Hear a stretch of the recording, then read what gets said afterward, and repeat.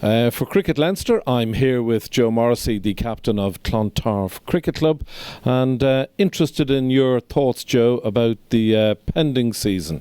Well, I think for a start, the introduction of first-class professionals is going to make a big difference to the standard of the league.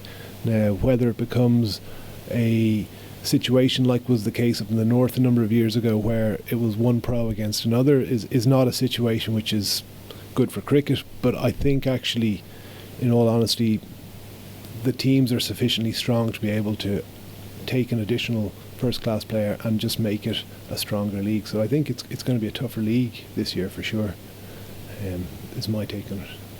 And your hopes for Clontarf, Joe? Well, Clontarf have enjoyed a number of very successful years over the last few seasons, and we'll hope to sort of continue in that form.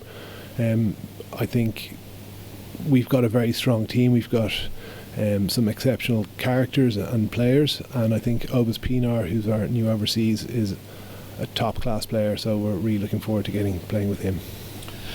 And some would say that the Premier League this year is as tough as it's ever been. When you look at the 8 teams in the Premier League, what teams do you expect to be at the top of the table come the back end of the league? Well, I think we're going to be featuring. I think we're very strong, and I have a lot of faith in our guys. I think Marion have upped their game a little bit. They've picked up a couple of players, and they look very strong. I think YM are strong, but that said, I think all the teams are capable of beating each other. So it's a difficult one to call. There could very easily be a surprise package coming from Phoenix or Pembroke, who didn't have great seasons last year, but I don't see that they are incapable of getting to the top. And finally, Joe, it's the opinion of a number of people that the 8 teams who are playing in the Premier League this year are perhaps the strongest 8 teams in Leinster.